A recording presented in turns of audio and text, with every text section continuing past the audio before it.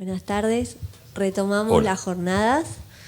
En este caso pasamos a los archivos personales. A la mañana estuvimos conversando sobre archivos institucionales, luego archivos audiovisuales. Y bueno, lo que les quería contar es que esta mesa la organizamos en conjunto con Juan Queiroz, con quien ya venimos trabajando, bueno, pidiéndole documentos y trabajando en conjunto desde hace varios años. Y bueno, entre los dos pensamos en los invitados, así que no quería dejar de decir esto y los dejo ya para... Tenemos 4 presentaciones, así que los dejo hablar directo a ellos. Empezamos con Laura Ferro, después vamos a seguir con Eduardo, después con Juan y después con Nico Cuello. Bueno, gracias. Bueno, gracias Vero y Juanpi por convocarme. Gracias a todos y todas las que están acá presentes.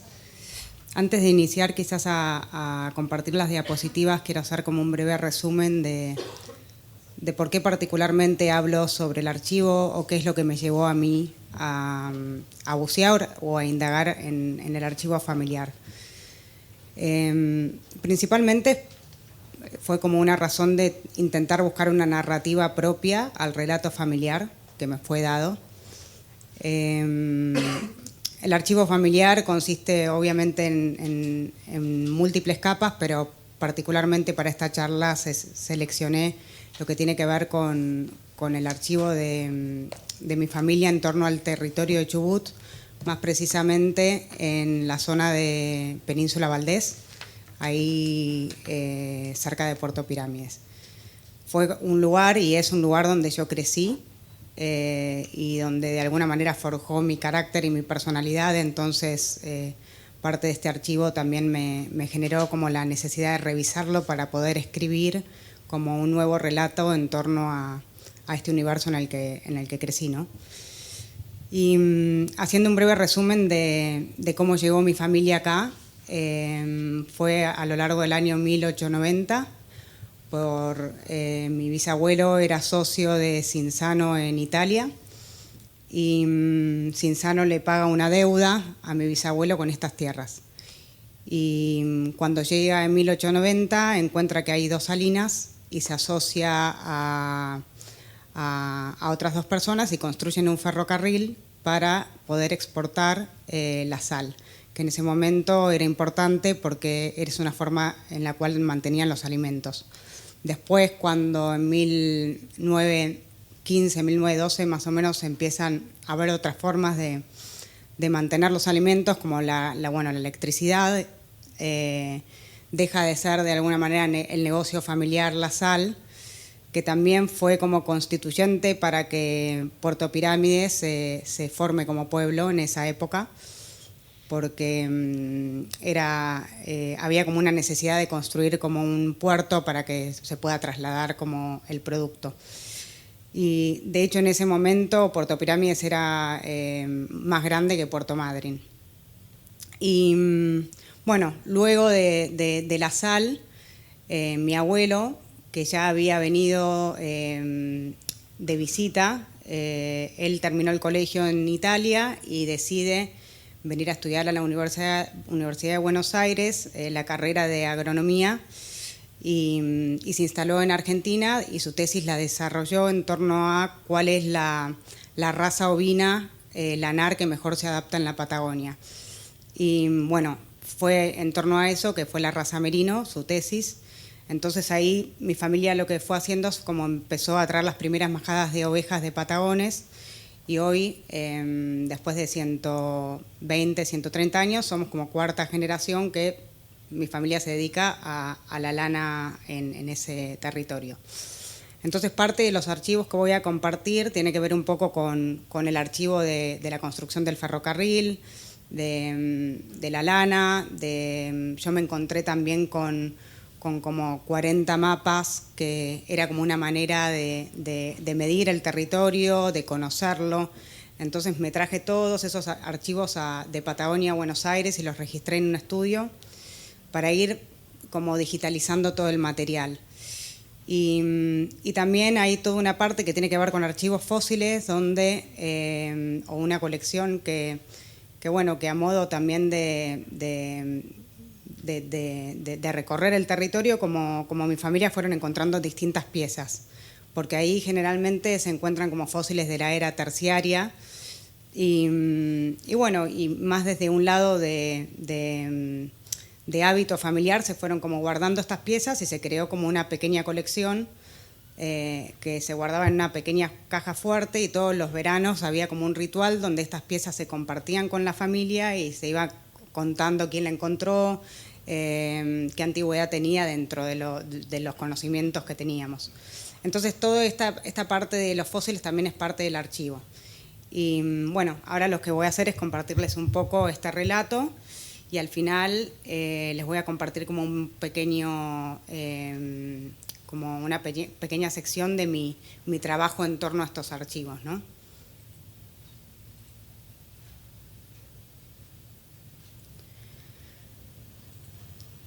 Esto es el primer mapa que se dibujó, que mide 6 metros, que es todo el recorrido a mano de las vías del ferrocarril ahí en Península Valdés. Esta es la tapa del álbum que tiene las fotografías más antiguas, que es del año 1900, que se contrató en esa época un fotógrafo para registrar todo el proceso de la construcción.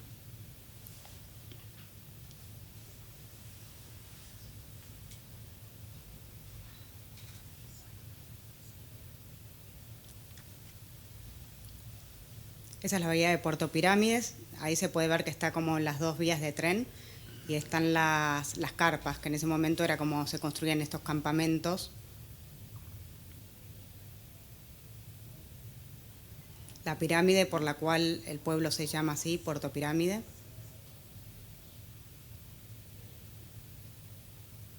Las bolsas de sal.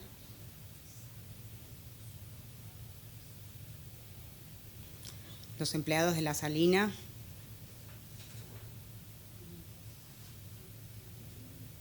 También aparecieron dentro de los archivos el inventario de las proveedurías del ferrocarril.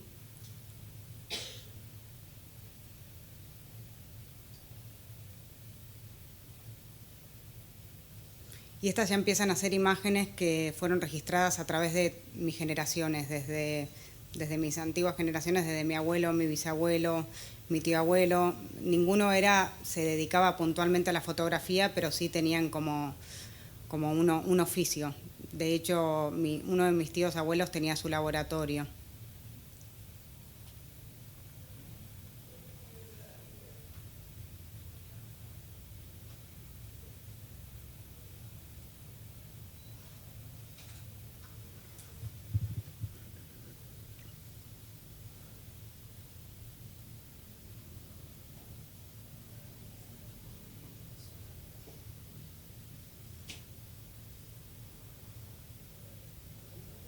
Esta es parte de las imágenes de carnaval. Ahí está mi padre con amigos disfrazados.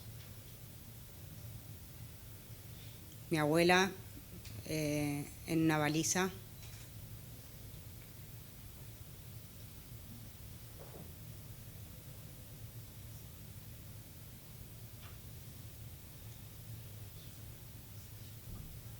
Los campamentos.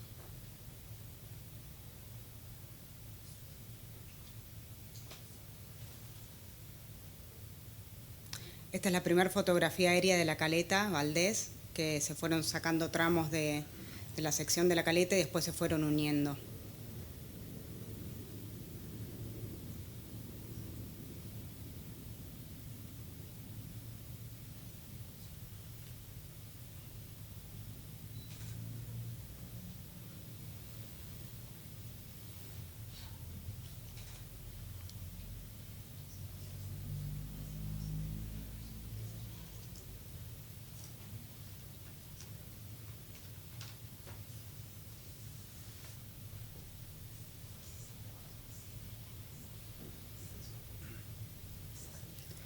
Esta es una fotografía de mi madre buceando, que es la última imagen de un proyecto mío, de un libro que se llama Lo salvaje apareció en mis sueños.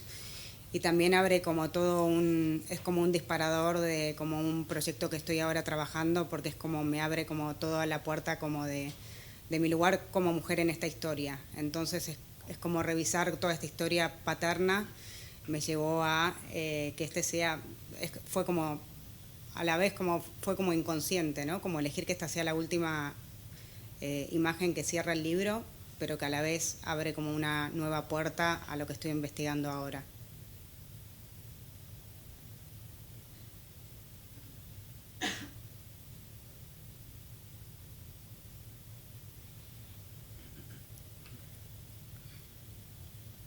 Acá hay algunos registros de los mapas. Este es el teodolito con el que medían de alguna manera las distancias para poder crear los mapas. Y esto es un recorte del proceso fotográfico de los mapas en el estudio.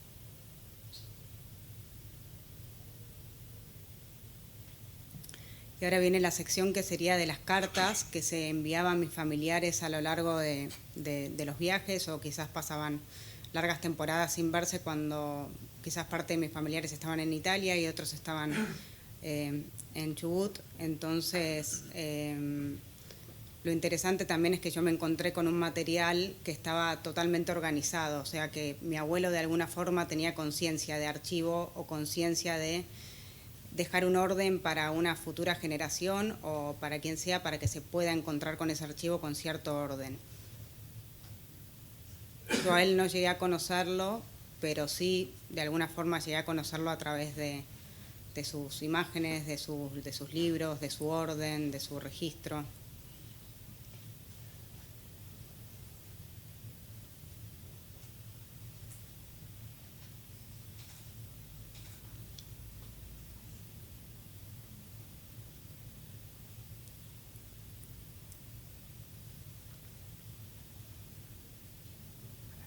Y acá viene la sección que les comenté de los fósiles, de la parte más paleontológica y arqueológica. Esta es como una forma en la que guardaban mi familia las piezas que iban encontrando.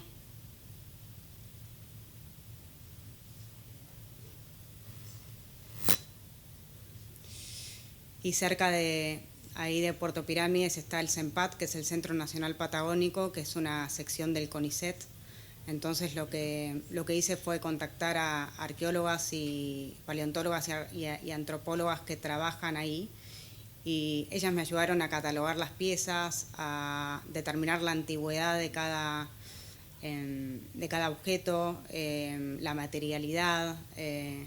Por ejemplo, este diente de megalodón tiene 9 millones de años, que a la vez es interesante porque el disparador fue como desde este conflicto en torno a buscar la narrativa familiar, pero a medida que fui metiéndome en la historia, como la historia familiar es un grano de arena en un universo donde empiezan a haber capas, hasta que llegamos a 13 millones de años.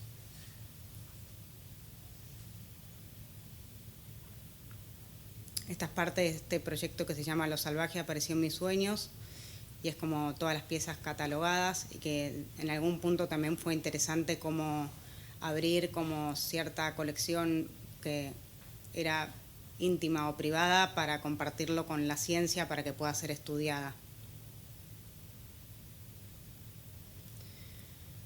Y bueno, acá hay algunos fragmentos. En realidad esta es una parte donde una vez que yo tuve todo el material digitalizado, mi trabajo como se mueve como en dos aristas que a la vez se integran, que es una mirada más científica, que es la que me permite tener un método para poder catalogar las piezas, ordenar la historia, y después tiene otro lado más intuitivo, que es el que me permite jugar un poco con la intuición, y que parte de lo que hice en este proyecto es como, esta es más la parte del orden para la narrativa, y el registro, pero después lo que me interesó hacer es jugar donde los mapas dialogan con los archivos y donde de alguna manera esas capas se pueden como ir influyendo a sí mismas una sobre otra en el mismo material. Entonces es una forma de integrar el relato.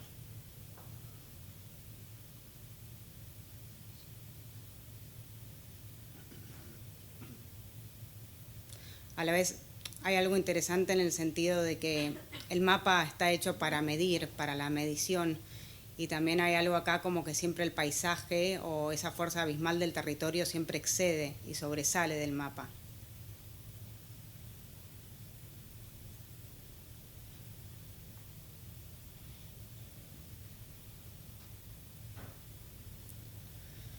Y bueno, en conclusión de esta primera etapa, a mí hay como una frase que me gusta compartir que tiene que ver un poco con que son 4 generaciones intentando capturar o registrar un paisaje, pero al final fue el paisaje el que nos capturó a nosotros y nosotras.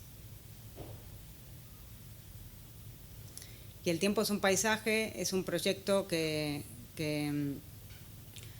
surgió a través de esas primeras imágenes que les compartí del álbum del ferrocarril, de foto de archivo, que lo que yo hice fue buscar las imágenes más antiguas de esos paisajes y volver a registrarlas 120 años después.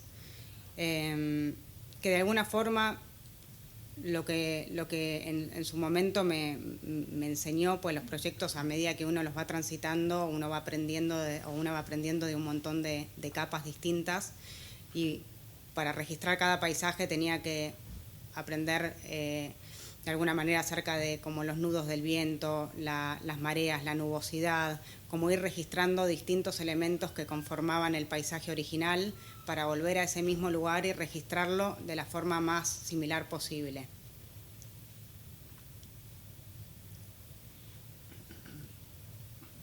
Esta es la pirámide que después de 120 años está así.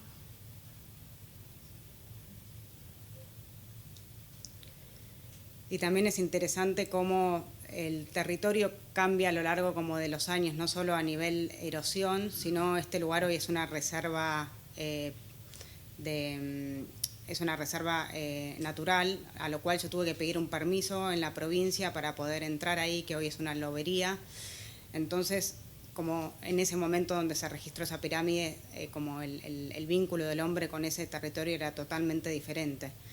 Y a su vez también lo interesante, además de marcar el cambio o el paso del tiempo o lo que cambió, lo que no cambió, es que es la sensación de buscar o de poner el cuerpo en el mismo lugar donde un fotógrafo, era fotógrafo, podría haber sido fotógrafo, pero en esa época él era un fotógrafo pionero contratado por la empresa de ferrocarril, y lo interesante fue como también poner el cuerpo en el mismo lugar donde un cuerpo estuvo 120 años antes, y donde desde esa manera como también pude como ver de qué manera ese fotógrafo recortaba la realidad o por qué eligió recortar él lo que hacía generalmente en la mayoría de las fotos era o se subía bien alto como a lugares de altura para poder registrar, bueno, y acá era más que nada para registrar la pirámide.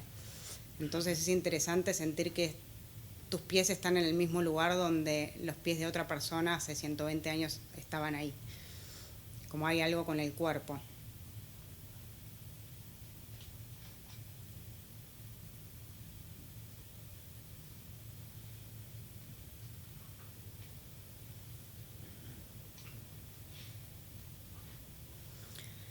Y bueno, y cuando nos reunimos con Verónica, yo le comentaba algo como que de alguna manera trabajar con el archivo o resignificar un pasado lo que te permite es hacer algo que hay una frase que es como muy distinto de lo que se dice, que es como que el pasado se puede cambiar. Es como que hay algo que a través como de las narrativas, a través del archivo, como uno y una puede cambiar el pasado también.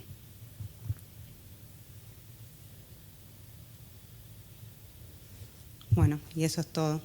cualquier pregunta o algo que quieran consultar, bienvenido sea.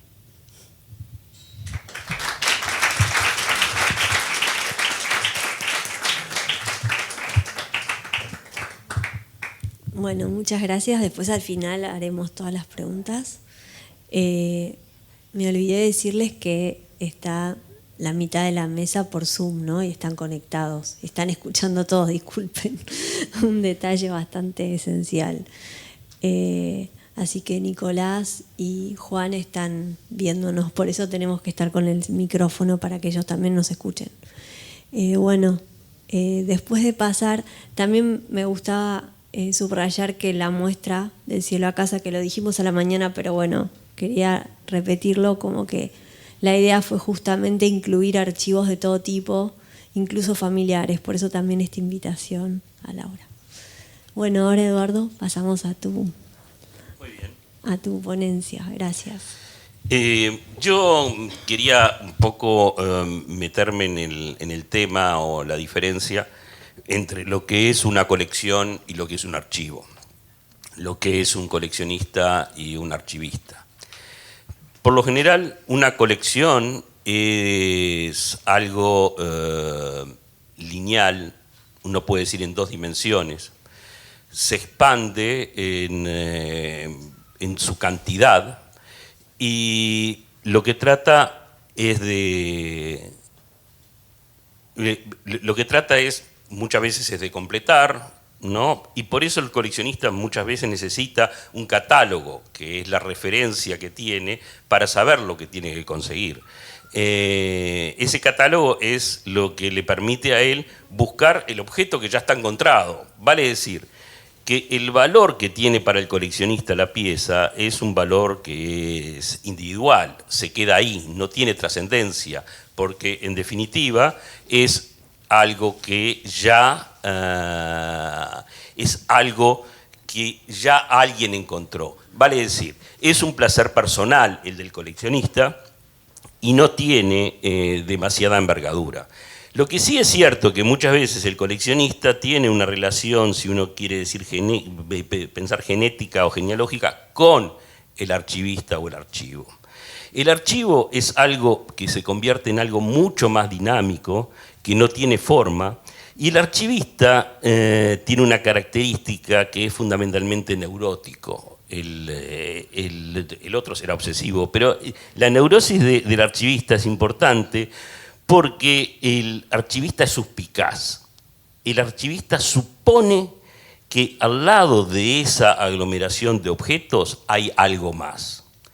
Tal vez no lo encuentre nunca, como de pronto le pasa a Laura. Laura habló muchas veces, cuando hizo el relato de su archivo, el archivo personal, habló de capas. Capas que ella va poniendo, pero esas capas pueden llegar a ser infinitas en la medida de que ella vaya investigando y vaya descubriendo los otros elementos que van apareciendo.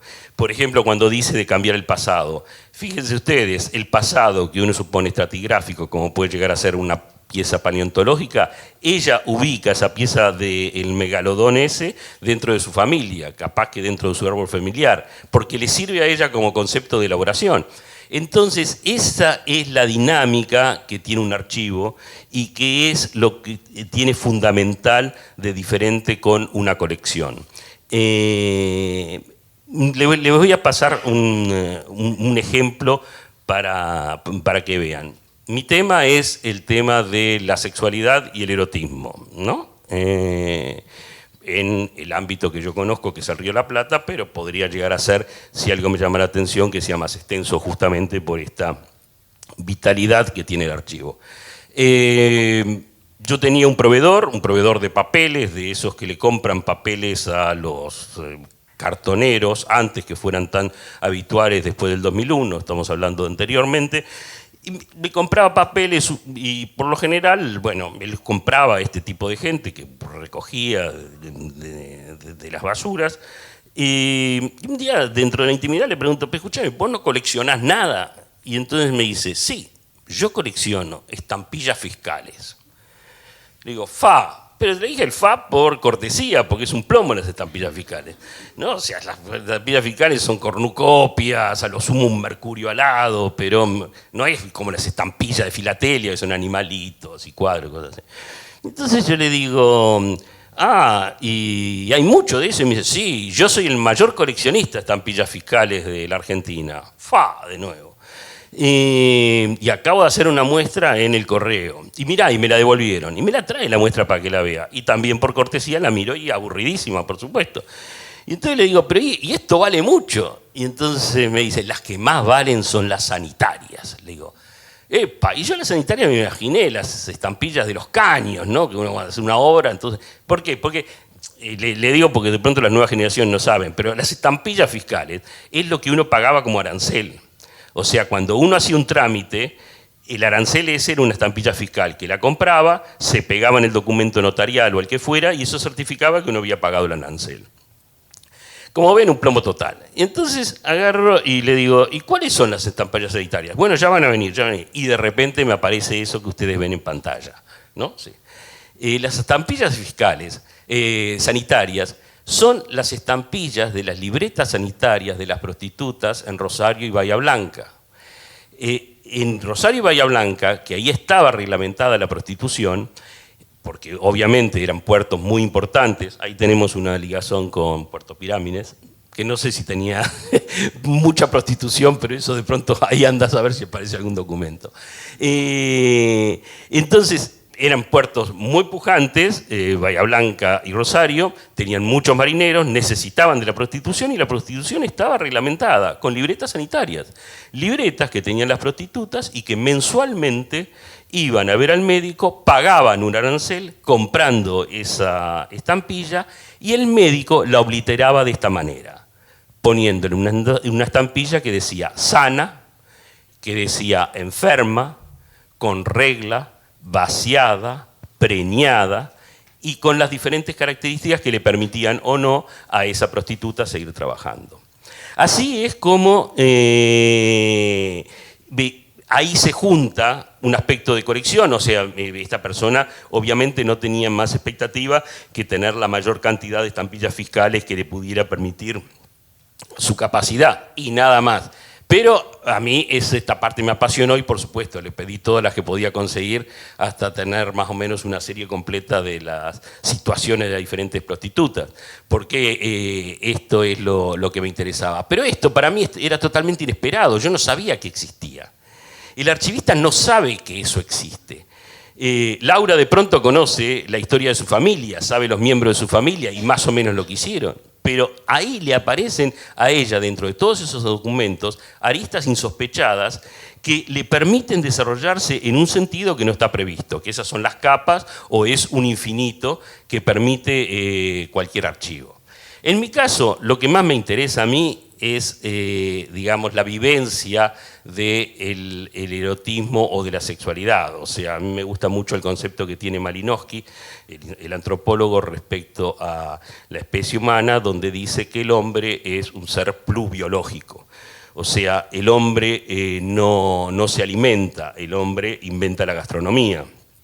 Y el hombre no tiene un sexo reproductivo, una actividad sexual reproductiva, sino que él incluye el elemento erótico, que son todas las fantasías y lo que realmente a él le interesa, que no es tan fácil como un pavo real desplegando su cola. Es, digamos, mucho más complicado, más sutil y mucho más interesante, que ese es el mundo del erotismo. A mí lo que me interesa son justamente lo que son las expresiones populares. ¿Esta con esta flechita era?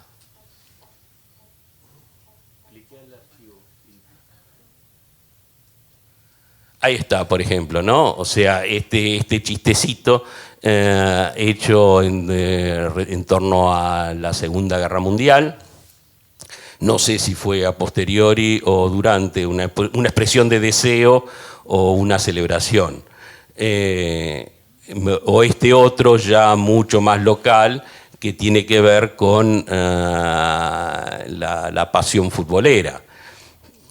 o esto que simplemente alguien lo hizo en su intimidad, unas figuritas articuladas de papel para poner en diferentes posiciones y divertirse con eso. Este tipo de cosas es lo que a mí me estimula, porque tal vez sea medio ingenuo o tonto, pero a mí todo lo que tiene que ver con lo sexual o lo erótico me provoca misterio. O sea, curiosidad. Es como que no termino de entender, es como que me abre la puerta a algo desconocido. Por más que obviamente tengo bastante información. En ese sentido, yo conseguí hace unos años, esto viene de Perú, esta cosa que es muy rara, que es una colección de vellos púbicos, de pendejos, como se suele decir, que la característica que tiene más notable es que no es una colección de vellos púbicos trofeo. No es un señor que estuvo con muchas mujeres y guardaba de cada una un recuerdo como para decir, mirá qué campeón que soy. Sino que es una colección de vellos púbicos de una sola mujer recogidos por un solo hombre durante 30 años, desde los años 30 a los años 60. Cada vez que ellos tenían alguna actividad, él agarraba y juntaba los pelitos y luego hacía este paquetito, ¿no? Donde ponía Pepita, 24 de octubre del 42, 10:30 AM, ahí hay una dirección, 966, y dice, lo traje del baño que se cortó. Parece que en este caso se lo cortó especialmente. Pero bueno, y ahí juntaba. Y estos son un montón de paquetitos que él fue juntando. Y esto se junta, sí, con mucho más material, porque tengo muchísimos negativos que son de la vida cotidiana de ellos, ¿eh? Incluso los negativos del entierro de Pepita. O sea, cuando la entierran a Pepita están las fotos de El Cajón. Y Pepita también era aficionada a esto y entonces le hacía estas cosas. Esto es un regalo de Pepita, donde ahí le explica que los de arriba son de ella, los de abajo son de él, y le hizo una especie de collage así para recordar un buen momento. Este tipo de cosas, para mí, suelen ser extraordinarias, ¿no? O sea, ese tipo de devoción. Además, es disparador, porque esto, además de ser un fetiche, es tratar de congelar un momento en que estuvieron esos dos individuos, y obviamente fue un momento de placer, congelarlo con ese recuerdo, tratar de mantener los rastros. Hay algo mágico ahí que de pronto yo no comparto dentro de la idea, pero sí soy sensible a ella y la puedo interpretar. Por eso he tenido un proyecto que, bueno, nada, creo que pronto lo haré, que es publicar esta historia como una historia de amor, que en definitiva lo es, ¿no? Luego está este tipo de cosa que también a mí me conmueve. Esta es una serie de dibujos que tengo de la misma persona que hizo una especie de historia sexual de la humanidad. Si ustedes ven arriba, hay una especie de calendario con una fecha que dice 67, diciembre 1, y todas las hojitas tienen eso. No hay mucha historia, no hay globos con diálogos, pero sí son siempre todas escenas de actividad sexual.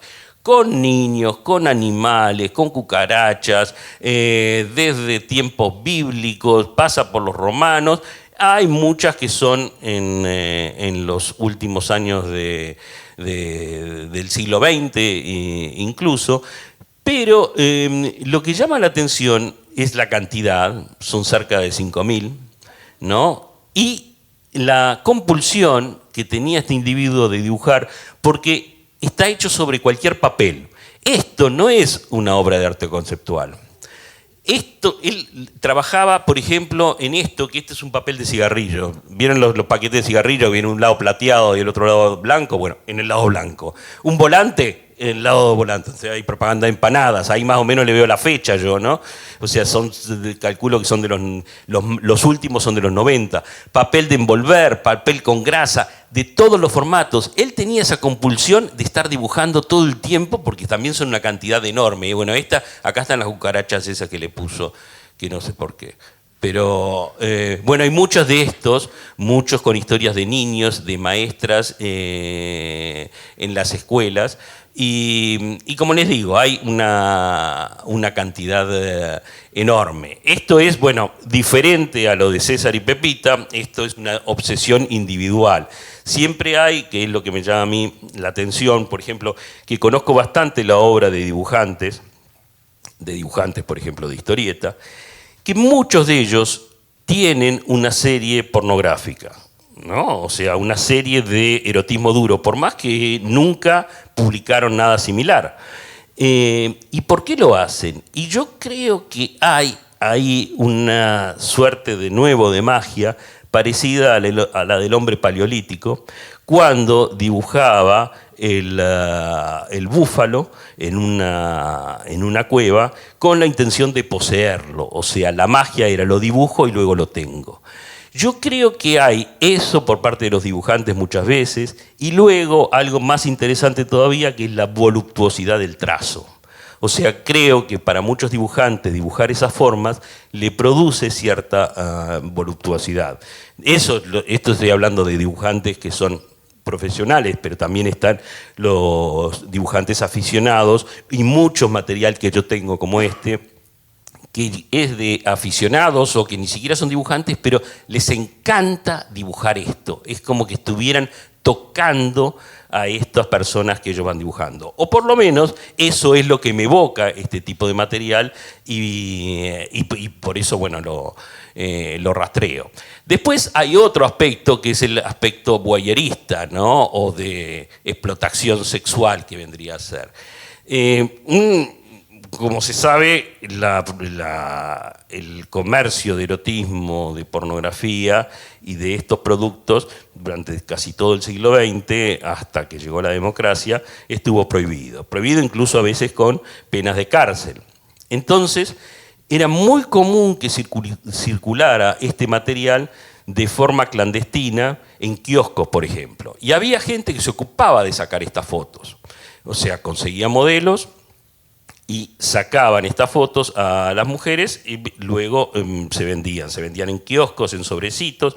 Yo tengo algunos sobrecitos que son sobrecitos numerados, como si fueran de figuritas, sin más dato que ese, que un número, como para que de pronto el cliente no compre 2 veces la misma foto. Sería, dame la número 5, porque ya llegó la número 4.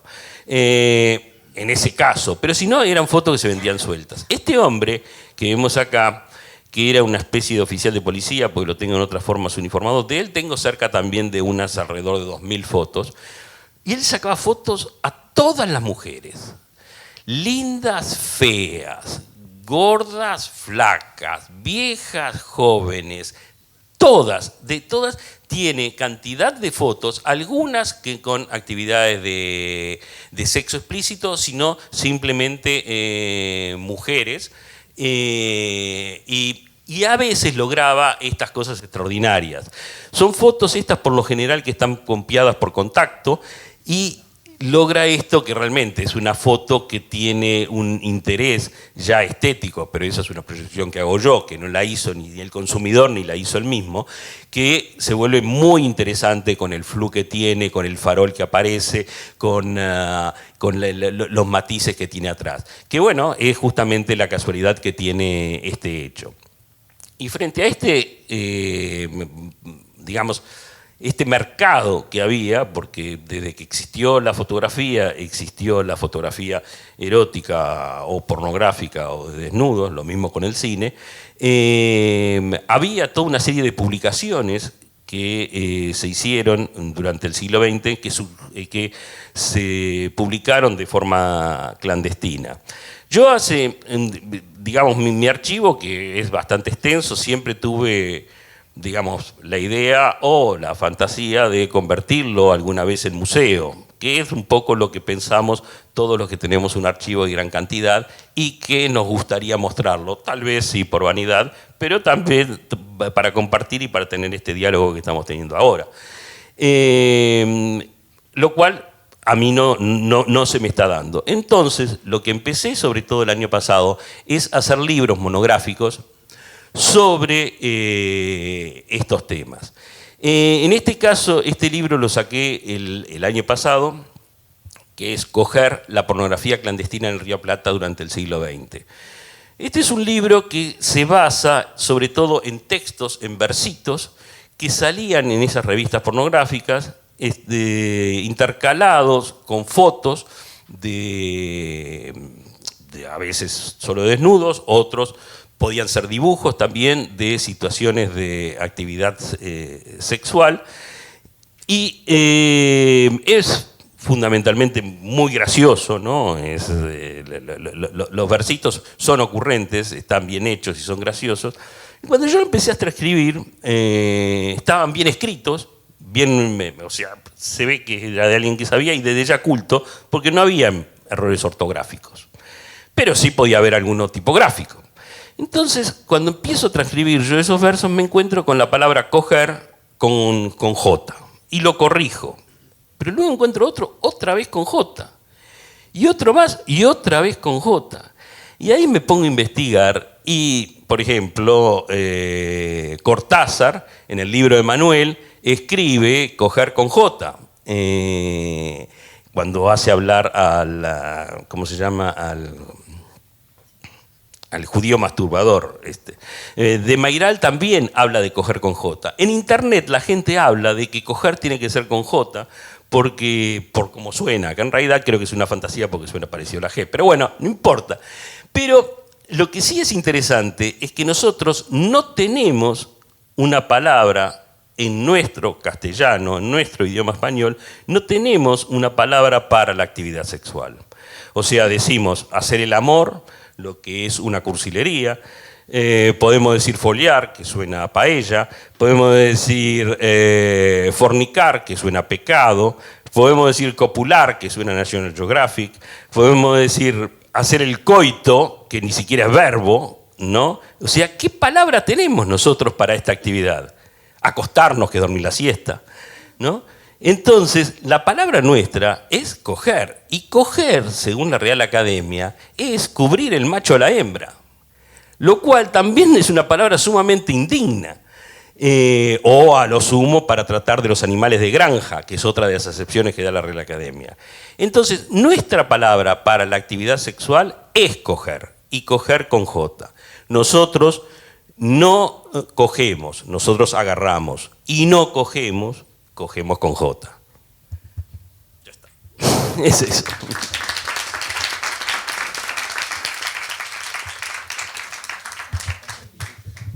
Gracias, Eduardo, desde el archivo de lo erótico.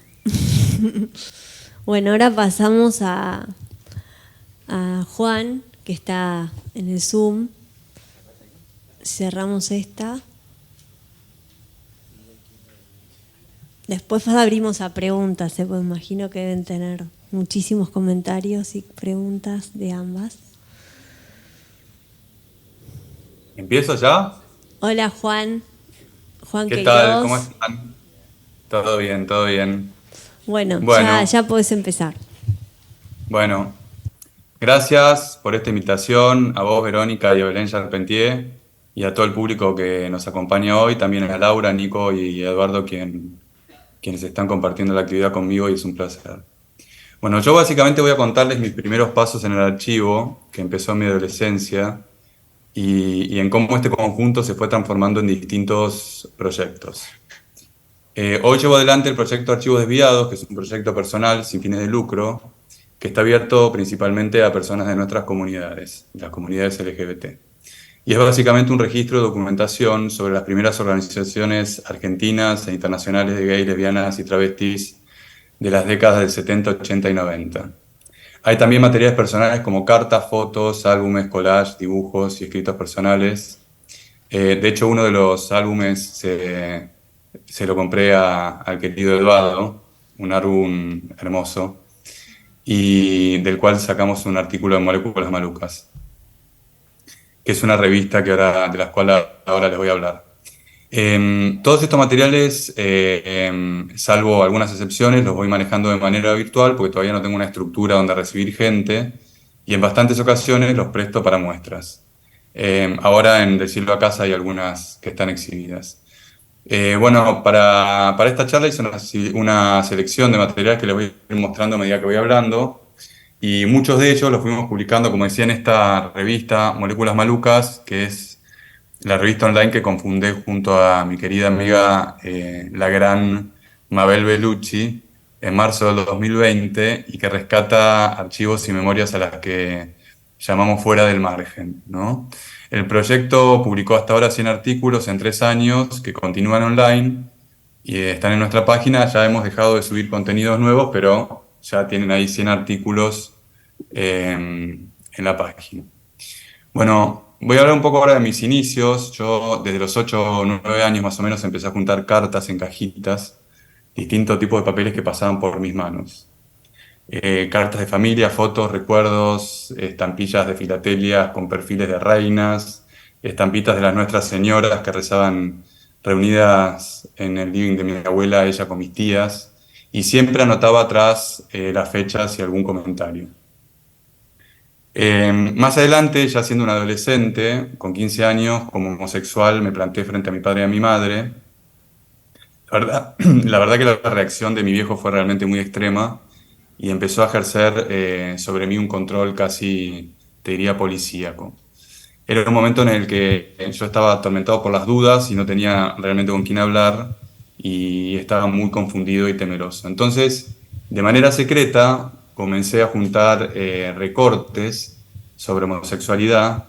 Los recortaba y los guardaba en un cajón, en el espacio que había entre la base de un cajón y el piso que estaba en mi cuarto, para de esa manera zafar de la vigilancia estricta de papá.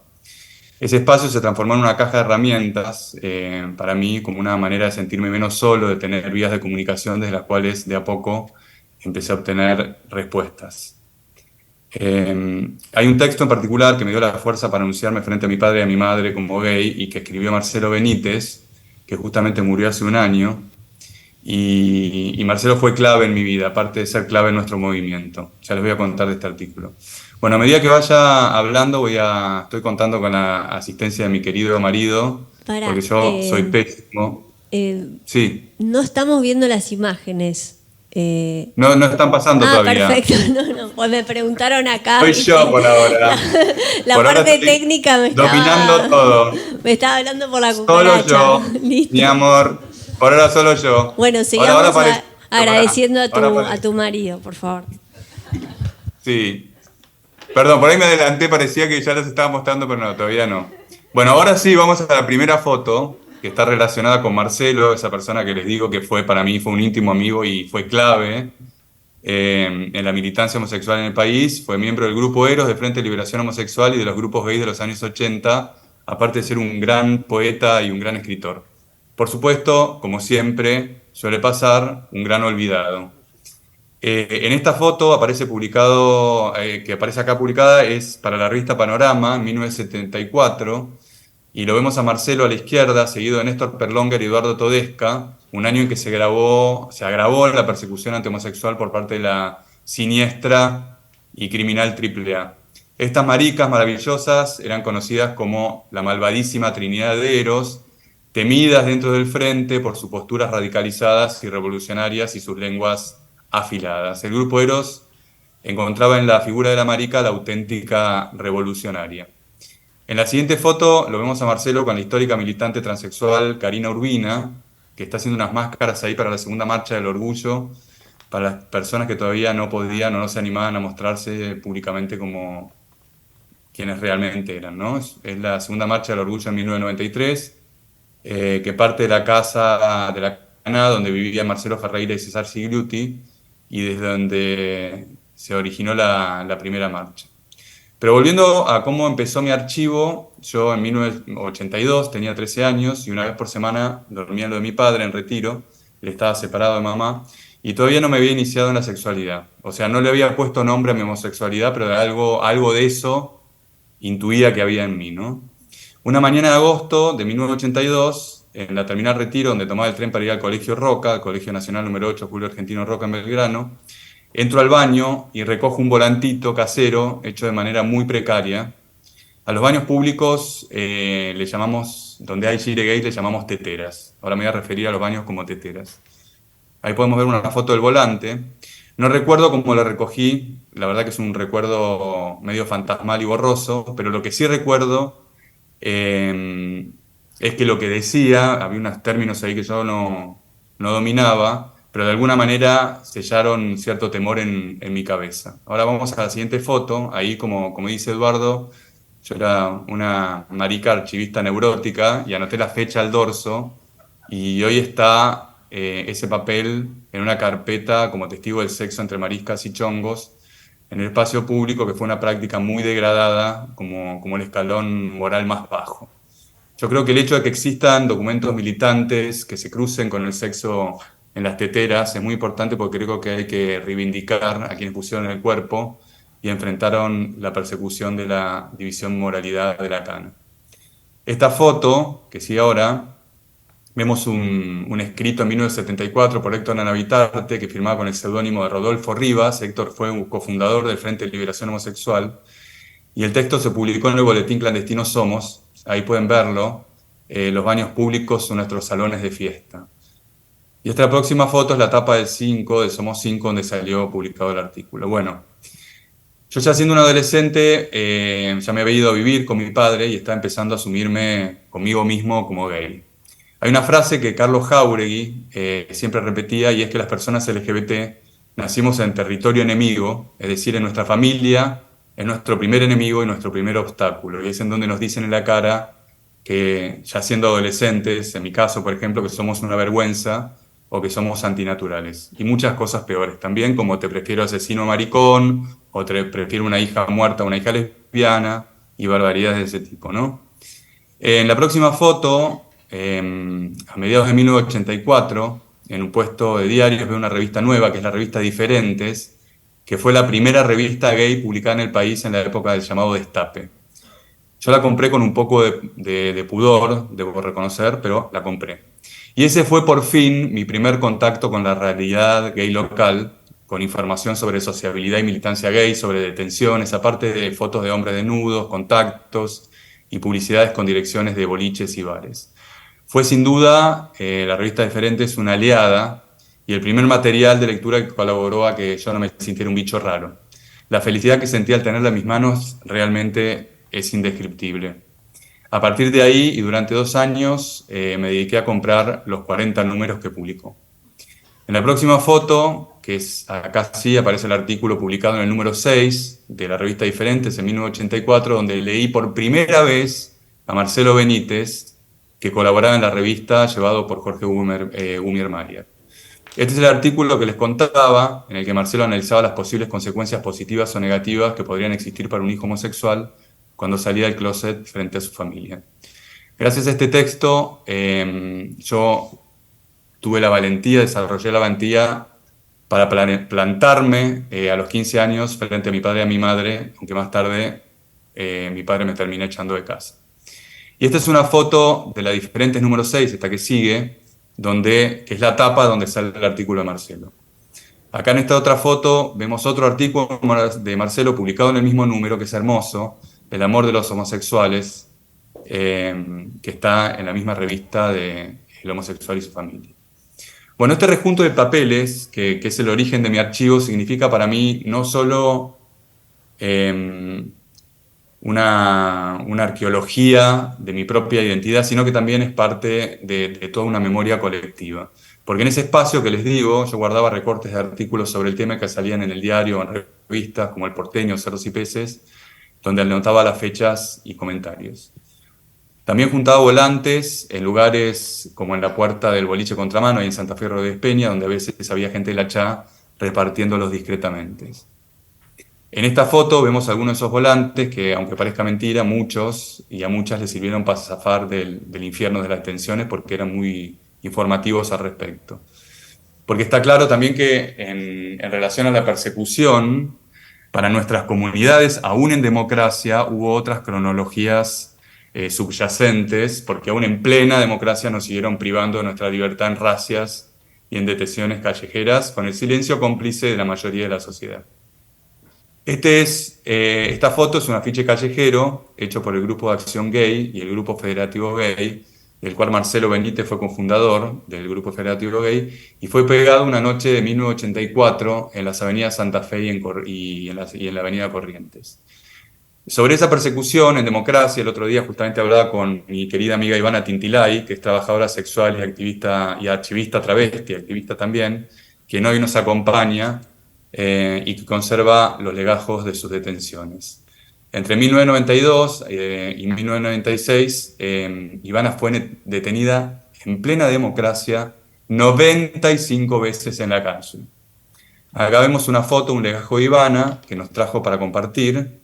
No sé si se está viendo ahí la foto, sí, y que es testigo del desacato y resistencia travesti a la cana, cuando en esa oportunidad ella junto a las hermanas Termidor, a una de las hermanas Termidor, las molieron a bastonazos, y a ella también a los golpes porque se resistieron, porque estaban siendo detenidas por segunda vez en una misma semana. De vuelta ante el silencio cómplice de toda una sociedad, de vecinos que las querían echar de las calles, etc., ¿no? En la siguiente foto vemos a la compañera travesti Laura Pomillo en el calabozo de la comisaría de Munro en 1990, privada de su libertad simplemente por ser travesti.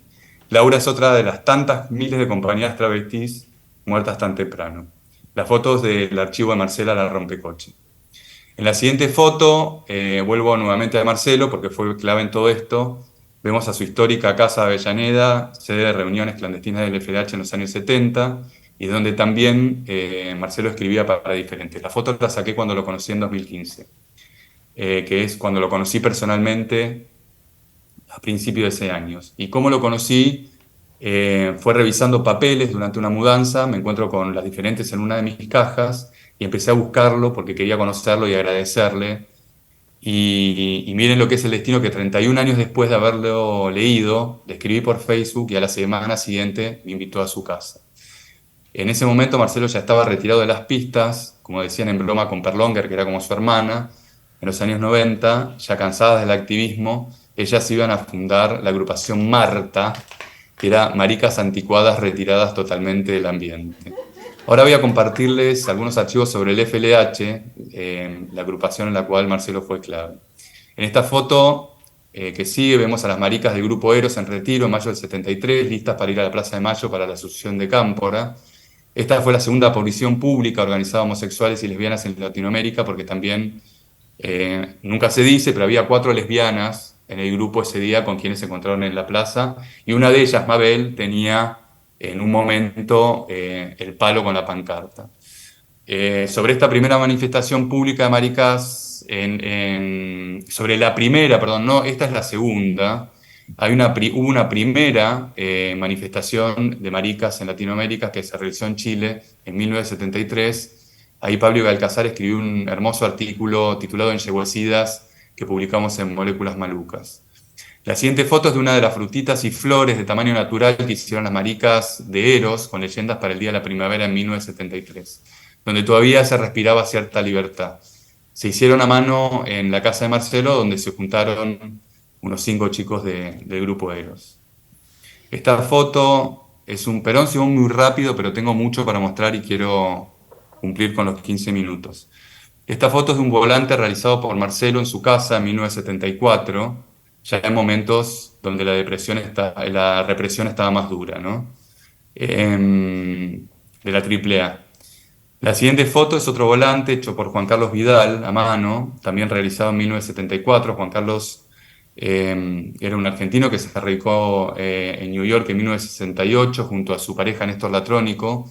Ambos militaron en el Gay Liberation Front y fundaron en 1970 una pequeña agrupación de la cual escribió Moléculas Malucas, llamada Third World Gay Revolution, la revolución homosexual del tercer mundo. En 1974 Juan Carlos estuvo unos meses en Buenos Aires y realizó este volante adhesivo para pegar en teteras, calles y colectivos. Y esta foto que sigue es del único afiche producido por el FLH.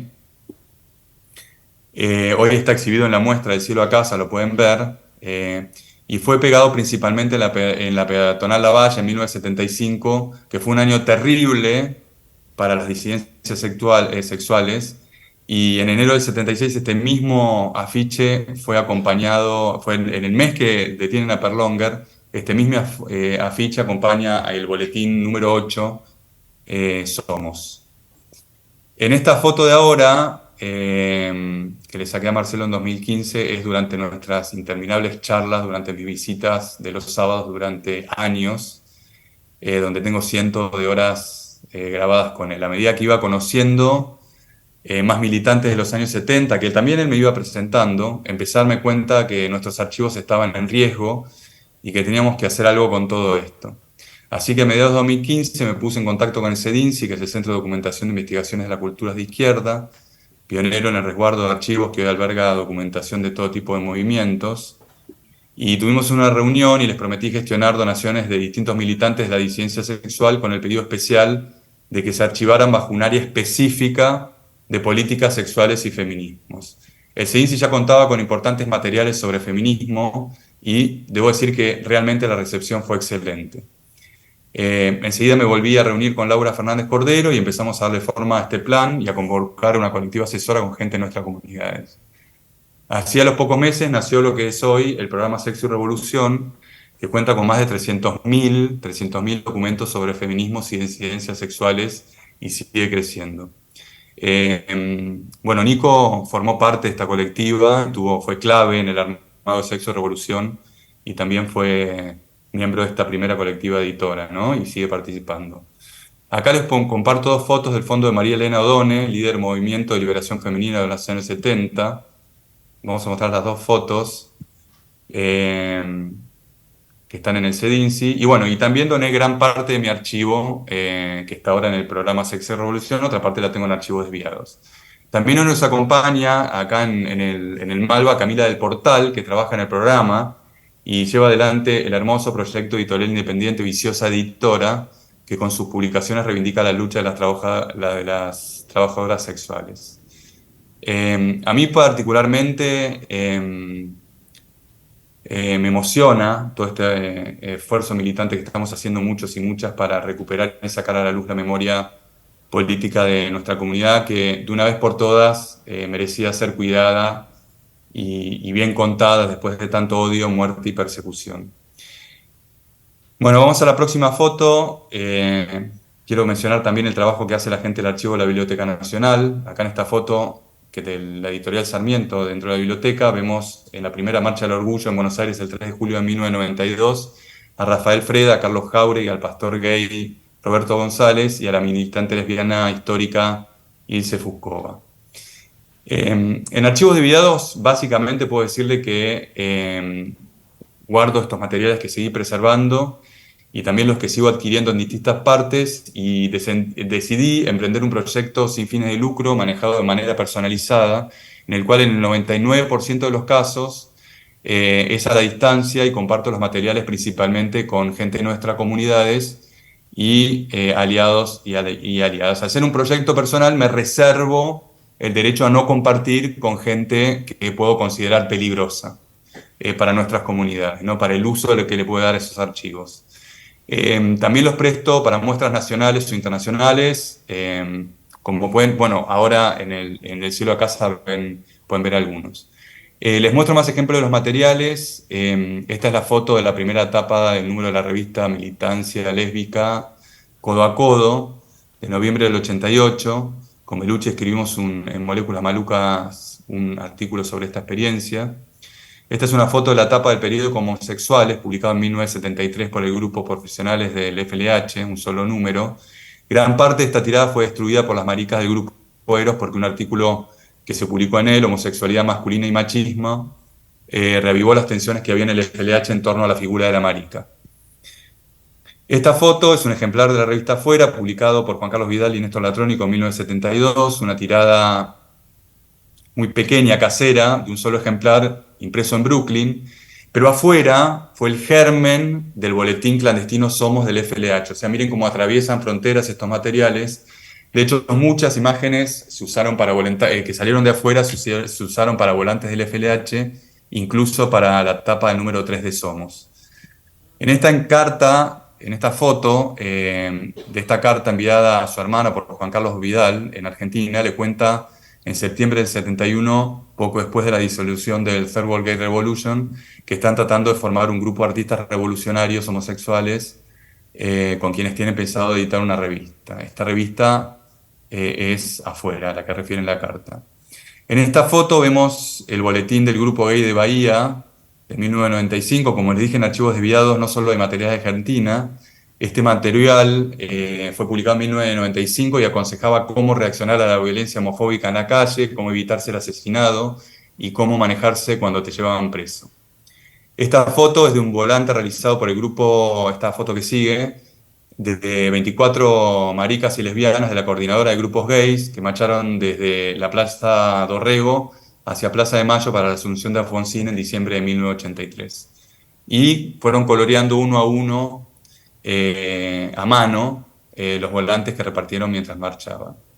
Esta foto que sigue ahora es de un volante encuesta realizado por el militante gay anarquista Enrique Yurkovich, con quien, bueno, también Nico escribió mucho sobre él, y con Mabel hicimos también una entrevista para Moléculas. Lo firmó con la sigla CAGAR, que era Coordinadora Narco Gay Argentina, y estaba dirigida a los heterosexuales como una especie de espejito de esas preguntas que nos hacían a nosotros siempre desde ese otro lugar privilegiado de ser heterosexual. Fue repartido en la Segunda Marcha del Orgullo en 1993.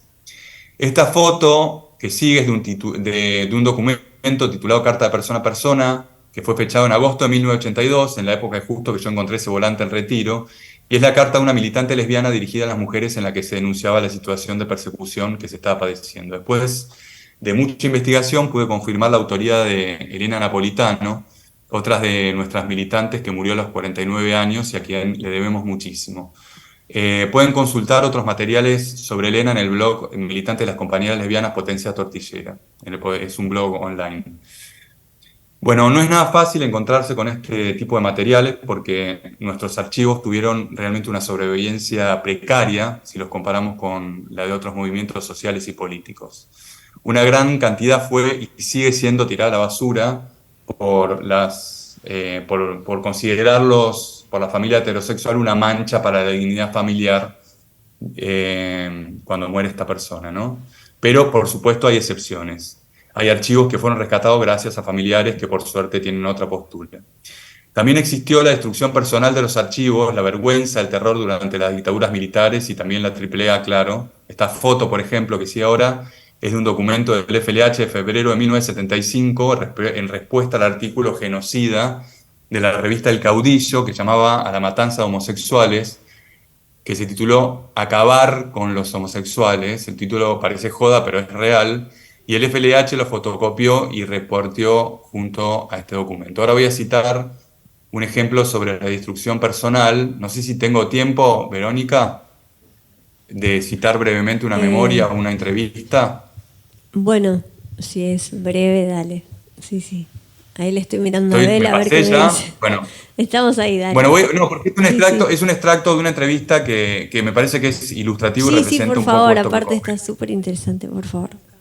Bueno, yo era muy femenino y esto lo dice Hugo, una marica que no quiso dar su apellido, sí su foto, no sé si vemos la foto ahí, me dejó publicar su foto en la entrevista Moléculas Malucas y dice así en una parte: yo era muy femenino y de aspecto frágil y era detenido generalmente por policías vestidos de civil. El primer golpe duro me lo llevé una noche de invierno caminando por la valle cuando me detuvieron y me llevaron a la comisaría primera. Al llegar, sin darme explicaciones, me hicieron sentar en una salita vacía con unas pocas sillas. Yo temblaba y lloraba. Pasaron unos minutos y entraron dos policías bien grandotes que me pusieron un balde de chapa en la cabeza y con un hierro empezaron a darme golpes fuertes, ensordecedores, mientras me gritaban de todo. Puto de mierda, te gustan los machos, acá los tenés. Me estaban torturando. Luego me tiraron solo en una celda oscura, sentí una angustia horrible, una soledad que no te puedo describir, lo viví como algo aterrador. Eso era algo común para nosotros los homosexuales. En una detención, ya con Videla, con Videla en el poder, me metieron en una sala donde había una mesa redonda con varios policías, entre ellos 3 mujeres, que se iban pasando mi documento y me hacían preguntas de todo tipo. Una decía metelo adentro, otra decía déjalo ir, otro volvía a decir que me metieran adentro y así iban jugando con mi pánico. Me tuvieron un día detenido, yo pensé que me iban a matar. Yo vivía con mi tía y cuando regresé a mi casa me aferré a ella y me puse a llorar. Ella me estaba esperando preocupadísima, entendía todo, se le notaba en la mirada.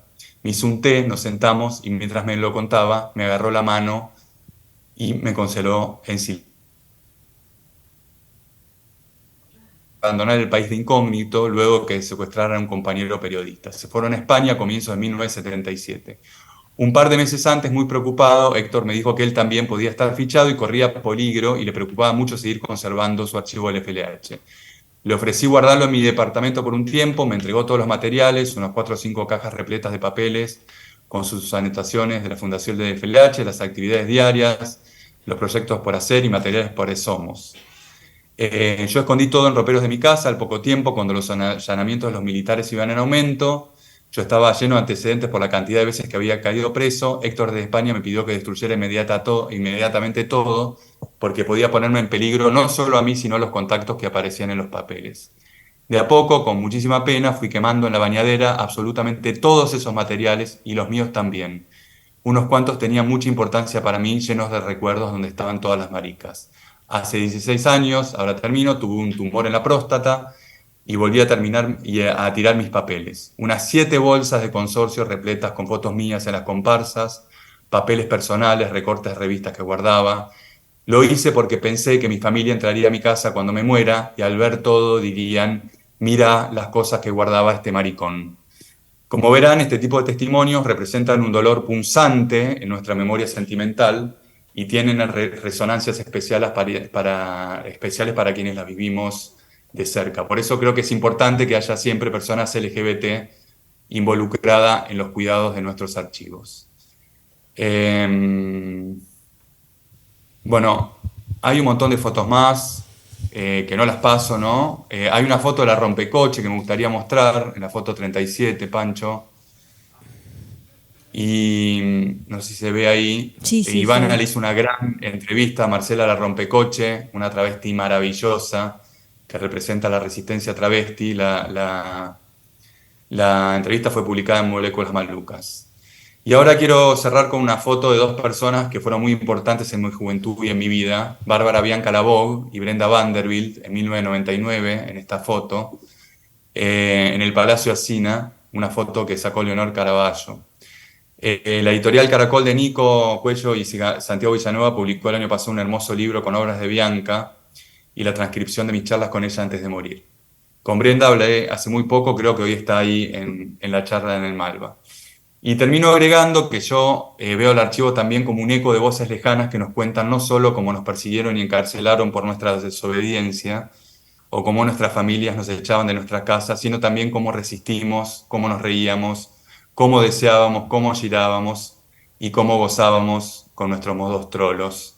Para mí es emocionante, la verdad, ver después de tanto tiempo cómo esas imágenes y memorias florecen con insistencia, como buscando la luz, y ver todas estas resonancias que producen. Bueno, como por ejemplo esta charla con todos y todas ustedes. Perdón si me excedí. Perdón. No, gracias. Pensaba. Muchas gracias. Bueno.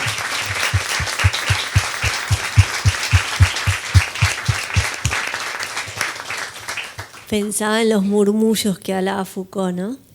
Un poco. Bueno, ¿Cómo? pensaba Sí. en los murmullos que hablaba Foucault del archivo, esos murmullos de los cuales nos hablan. Bueno, por último, muchas gracias, Juan.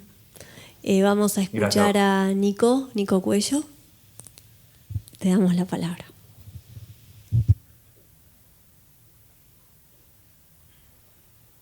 Ahí prendí el micrófono, no me doy cuenta. Sí. Sí, ¿Me se te escuchás? escucha. Sí, Nico, se te escucha. Genial.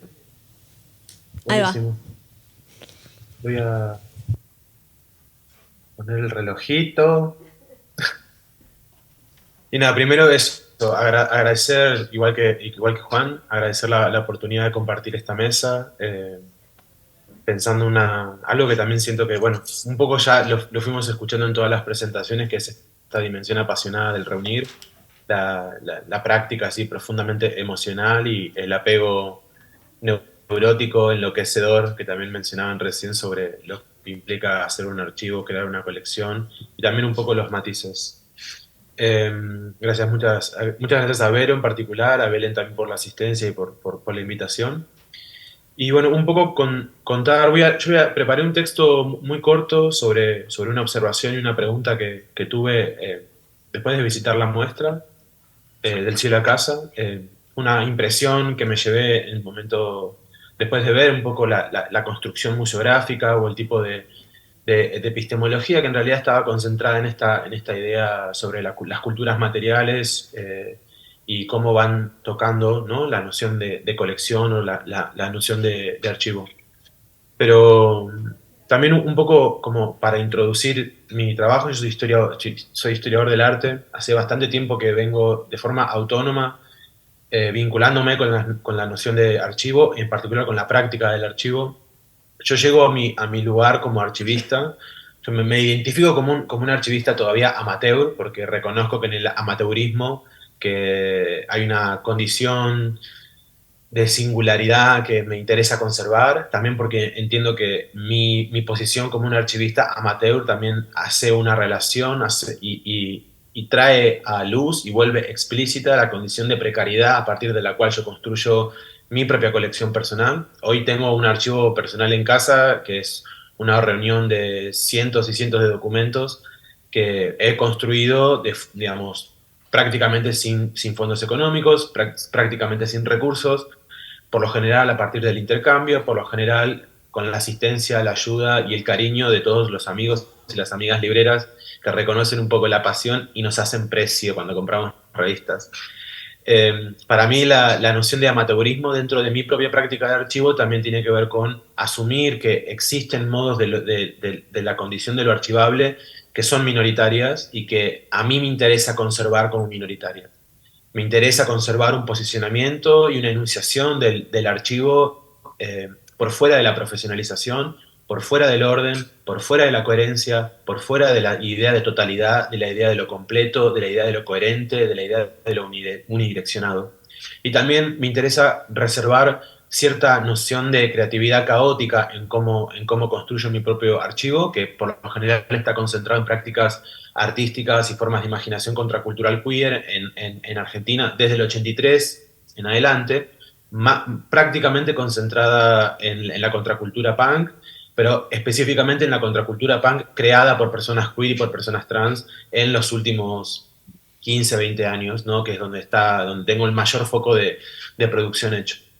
Ese archivo que fui creando hace 3, 4 años le puse un nombre cuando también, digamos, después de ser parte de muchas iniciativas, como decía Juan, que nos conocemos hace muchos años y nos conocimos en el marco de la creación y el proyecto que él impulsó y que después tuvimos el privilegio, un montón de personas, de ser parte, que fue el programa de memorias feministas y sexogenéricas del Seguin Sunsam, donde incluso discutimos esta dimensión de lo que podía llegar a ser una memoria feminista o una memoria de la disidencia sexual, justamente para replicar o construir una enunciación que no fetichizara la diferencia de ese tipo de documentos y aportara una dimensión crítica también sobre cómo ingresa la diferencia sexual a la política de archivo y a la producción del discurso historiográfico. Pero igual sobre eso voy a leer una cosita después, más tarde. Después de ser parte un poco de esas experiencias, también como un obstinado anarquista, entrando y saliendo de absolutamente todas las instituciones, entrando y saliendo también de cualquier estabilidad vincular con la memoria, empecé como a darle forma a esta selección caprichosa que yo había hecho de determinados materiales de la contracultura. Y digo que es una selección caprichosa porque tiene que ver con el recorrido, con el caminar físico y con la experiencia de la presencia material de mi cuerpo en la producción de política y de experiencias políticas organizadas en los últimos 15, 16, 17 años, que es básicamente donde invertí gran parte de la energía de mi vida y que me permitió, digamos, el activismo desarrollar esta noción como de archivo, ¿no? Por lo general, hoy mantengo una idea más que de archivista como, o sea, archivista amateur o un acumulador, me interesa esa dimensión como neurotizada del tener, pero de un tener que está más ligado a una dimensión de la afectividad, ¿no? Como no apelar a la reunión de colecciones completas, sino, por ejemplo, apelar a la reunión de los materiales que me hablan o me interpelan y voluntariamente comprar, voluntariamente adquirir números discontinuados, que eso es algo que a mí me parece interesante y me divierte para cómo construyo yo mismo esta idea o esta aproximación de lo que puede ser una mirada queer sobre mi propio archivo, sobre mi propia colección, sobre mi propia biblioteca. Em, Les decía que entonces esta mirada o una parte de la pregunta que voy a compartir acá tiene que ver, por un lado, con mi trayectoria como investigador, como historiador del arte particularmente, como un historiador del arte que se vio influido por su experiencia política para entender la importancia de las imágenes y de la cultura sentimental, sensible, gráfica, artística en este relato, en este posible relato sobre la historia de la diferencia sexual. Y además también como un activista que, digamos, empezó a entender que un efecto, que lo mencionaba recién Juan de una forma muy emotiva, un efecto muy profundo también de ciertas formas de repetición de la crisis de imaginación política que se arrastran dentro del marco de los activismos y que digamos, hoy en la realidad argentina son digamos, son prácticamente algo muy difícil de superar, tenía que ver con los efectos de la dictadura en la interrupción de las transmisiones de conocimiento entre distintos activistas, ¿no? Y eso es una marca, digamos, la forma en que la violencia de la dictadura interrumpió las formas de continuidad, las formas de diálogos orgánicos entre activistas, además de otros matices como la intolerancia, la competencia y la maldad propia de nuestra comunidad, que es una maldad creativa y sensible y poética. Digamos, además de todo eso, también la dictadura introdujo este grado cero que se repite como una estructura constante y en loop y sincrónica, en donde todo el tiempo volvemos a empezar. Y yo sentía que había algo en mi experiencia como activista que, digamos, que uno lo va viendo, que cada 5 años, cada 10 años, cada 15 años, las cosas, las discusiones volvían a empezar. Y esas discusiones que volvían a empezar, donde la gente descubría la pólvora, ¿no? Eran prácticas que también emanaban de la propia inocencia o de la propia ingenuidad o de la propia, digamos, del propio derecho a crecer de cada uno de estos activistas o de estas activistas, pero también tenía que ver con la objetivación crítica de una marca del trauma que había dejado la dictadura, que era efectivamente una elipsis que es producto de la desaparición, producto de la represión y producto de digamos, de cómo internalizamos los efectos de esa violencia en relación a la expresión de la diferencia sexual. Por esa misma razón que, digamos, y yo viendo como este patrón casi medio patológico, también obviamente formado como historiador, empecé a llevar documentos a los espacios de organización política, empecé a lo que tenía a mano, lo que conseguía por fotocopias, lo que, digamos, a veces en congresos con otros investigadores compartían material, yo les sacaba fotos, eso lo llevé, lo sigo llevando a mis espacios de discusiones políticas como para crear puentes, como para acercarme no a una práctica reparativa, que es una palabra que también sería interesante discutir en el marco de lo que puede llegar a ser la historia de un archivo personal, pero sí para generar, digamos, como asociaciones, o por lo menos para que hubiera un uso creativo de esas experiencias. Y en particular, después de, digamos, de hacer eso con material de archivo, ¿no? de los años 80, en particular 80, que es como donde más voy girando, ¿no? En relación entre arte, política, sexual. Después empecé un archivo que voy a mostrar ahora, es lo único que voy a mostrar, es un archivo vivo, que yo lo pienso más como, en mi faceta de artista lo pienso más como una obra gráfica, que se llama La protesta sexual. A ver si bueno, no estoy habilitado para compartir, pero si me habilitan, si el director me acompaña, le muestro, le muestro la protesta. A ver. ¿Puedo? Ahora sí. Estoy habilitado. La protesta sexual es un proyecto gráfico que empecé hace 6 años. Ya cuenta con 24 números. Es un proyecto, les digo, es una hoja, digamos, una hoja doble faz que replica la estructura editorial del periódico anarquista La Protesta Humana, ¿no? Que es el periódico de mayor longevidad dentro de la historia del anarquismo global, que es un periódico argentino, cuyos números están prácticamente en su totalidad en el CEDINSI. Y obviamente yo, siguiendo un poco la historia de la producción de estas, en particular después de lo que significó para mí la lectura del libro de Juan Suriano cuando hablaba de la dimensión cultural sobre las prácticas anarquistas a principios del siglo XX, un libro que yo leí a los 14 años porque me lo regaló mi hermana sin querer queriendo, y a mí un poco me hizo explotar la cabeza, sobre todo con esta práctica creativa que yo entiendo que es para mí el origen de algunas prácticas performáticas, que eran las explosiones gráficas que hacían los anarquistas en las esquinas de sus propios periódicos, de sus propios volantes, allá por principios del 1900. un poco con el deseo de replicar ese espíritu, empecé a crear este periódico que lo que hacía, desde que lo fundé hasta ahora, que ahora cambió un poco más la térmica, era construir una suerte como de archivo de discusiones que estaban sucediendo en el marco de las disidencias sexuales en la ciudad de Buenos Aires y en otros puntos también relativos del país, siempre en colaboración con artistas queer que ofrecían también sus imágenes, sus dibujos, sus pinturas, ilustraciones o intervenciones digitales. Este archivo para mí lo considero una obra gráfica y al mismo tiempo lo considero un archivo porque está subido online. Yo lo que hago como método siempre es reunir conversaciones que suceden en el espacio del foro público de las redes sociales con el pedido y la habilitación de cada una de estas personas, o a veces también pidiendo textos específicos, o a veces creando traducciones, o comisionando específicamente opiniones para estos periódicos para intervenir de manera crítica en un contexto.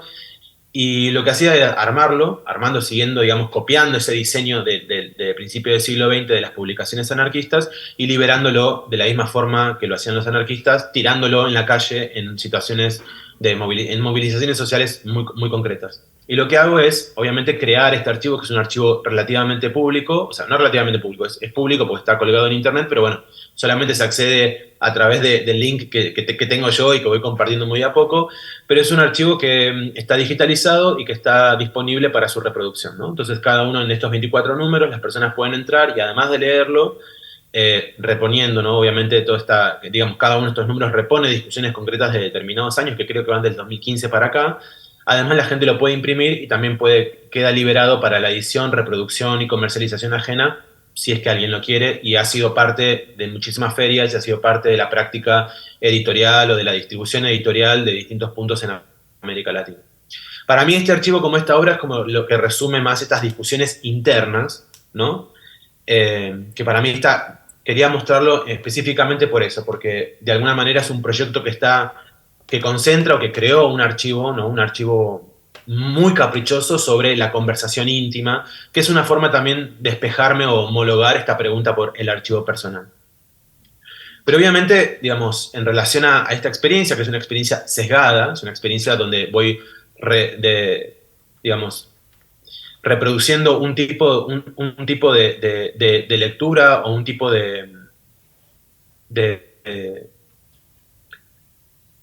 sí, como de práctica de reunión que está muy matizada por mi propia experiencia. Bueno, un poco lo quería conectar con esta idea del archivo personal, pero también, digamos, es una forma de archivo que se hace cargo, digamos, explícitamente de cuál es el posicionamiento de enunciación y sobre todo de lo que deja afuera. Cuando recorrí la muestra del cielo a casa, un poco también pensaba exactamente lo mismo, ¿no? Y de la misma forma que yo vengo trabajando en mi archivo, que hoy por hoy mi archivo tiene un nombre más juguetón, que se llama Ministerio de Otredades, porque específicamente reúno o me aproximo a lo queer a través de la idea de otredad, no necesariamente a través de la idea de identidad sexual, sino a través de la idea de lo extraño, que es una forma, una de las tantas puertas de acceso que tiene la cultura queer. Como en mi archivo opera esta idea de lo discontinuo, opera esta idea del vacío, opera esta idea del sobresalto, en mi propio archivo gráfico, que es mi obra La protesta sexual, opera también la idea de lo discontinuo, opera la idea de la selección caprichosa. También pensaba sobre esa misma imagen en relación a la muestra, ¿no? Es decir, una muestra que explotaba de materialidades, decir, bueno, cómo dialogaban, ¿no? Y me llamó la atención específicamente cómo dialogaban elementos que tienen una historia, cuya singularidad tiene una historia muy concreta, muy marcada por la violencia, como la mayoría de los materiales que prestó Juan desde archivos desviados para la muestra, y otros archivos de producción o de diseño de gran escala. Y la interlocución o la manera en la que viven esas dos materialidades, que son dos historias específicas de cómo pueden ser coleccionadas las cosas, disparó una pregunta que ahora voy a leer, prometo leer lo más rápido que pueda, que es sobre las colecciones incompletas y sobre la idea del archivo insuficiente. ¿Voy bien? Vas perfecto. Después, si tengo Estamos tiempo, muy atentos acá todos. Bueno, después si tengo tiempo muestro otra dimensión del archivo, que es mi proyecto editorial que comparto con Santiago Villanueva, que acá tengo los libritos. Sí, Caracol, bueno, si hay tiempo, editorial Caracol. Prefiero leer. Bueno, empiezo. Sí. Colecciones incompletas, archivos insuficientes. Cuando se piensa una colección, se piensa en ella como un conjunto disgregado de discursos, de comunicaciones que solo pueden tomar sentido si alguien comienza a organizarlo. Dice Beatriz Arlo leyendo la perspectiva sensible desde la que Walter Benjamin escribió sobre la politicidad de un archivo, de una biblioteca y de hecho específicamente sobre el coleccionismo. La perspectiva que encierra esta lectura resume de alguna manera el proyecto de Benjamin sobre el arte de la colección, del reunir emocional, como un proceso sudoroso, de cualidad ansiosa. Toda colección, de alguna u otra manera, sintetiza en su condición de existencia el deseo por completarse y el temor a darse por completa. La concreción de su totalidad, la máxima aspiración que tiene una colección, dice Benjamin, se enfrenta al agotamiento de su vitalidad y del deseo con el cual un coleccionista la aborda. Me interesa esta lectura porque parte de considerar que todo coleccionista, por definición, es aquel que tiene un deseo incumplido. Alguien que opera a partir de la falta, del hueco y del vacío en medio del enfrentamiento que desata contra lo incierto, contra el límite que despierta ese mismo deseo que busca piezas, documentos, imágenes, sin cesar, a pesar de que quizás no pueda comprarlas o adquirirlas de alguna u otra forma.